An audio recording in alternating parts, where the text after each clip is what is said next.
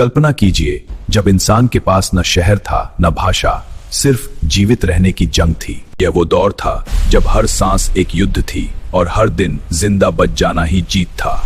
यह वह समय था जब धरती पर सभ्यता का कोई नामो निशान नहीं था।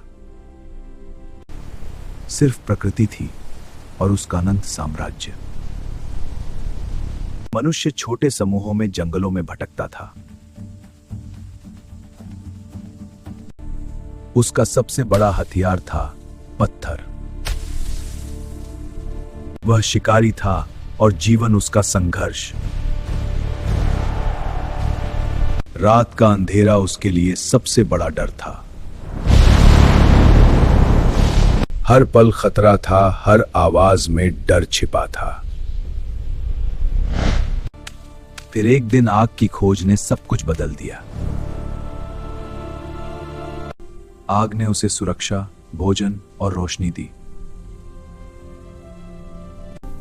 अब भोजन पकाया जाने लगा और जीवन सुरक्षित हुआ। यह हिमयुग का समय था। प्रकृति सबसे बड़ी शक्ति थी। धीरे धीरे परिवार और समूह की शुरुआत हुई। गुफाओं की दीवारों पर उभरे चित्र उसके विचारों की पहली भाषा थे। गुफाओं की दीवारों पर उभरे चित्र उसके विचारों की पहली भाषा थे। समय के साथ औजार और भी तेज और मजबूत होते गए। औजारों में सुधार ने उसे और कुशल बनाया। पुरुष अपने भालों को तेज करते हैं क्योंकि आज का शिकार ही कल की भूख मिटाएगा। हर दिन एक नई चुनौती थी, लेकिन हर सुबह उम्मीद भी लाती थी। समूह में शिकार उसकी सबसे बड़ी ताकत बना।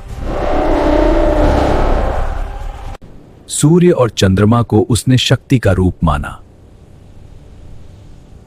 संभवतः यहीं से धार्मिक विचारों की शुरुआत हुई। फिर समय बदला, हिमयुग समाप्त हुआ।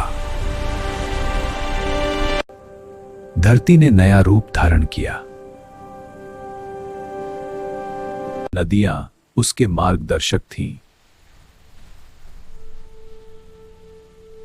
प्रकृति से लड़ना ही उसका जीवन था। जब शिकार सफल होता तो पूरे समूह की सांसें राहत से भर जाती। कभी कभी जीवन में उत्सव भी होता था, लेकिन प्रकृति हमेशा मेहरबान नहीं रहती।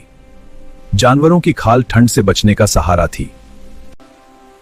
नए युग की आहट सुनाई देने लगी। संघर्ष उनका भाग्य था,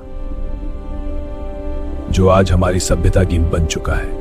पूरा पाषाण काल मानव सभ्यता का पहला अध्याय था, संघर्ष से प्रगति की ओर बढ़ता हुआ।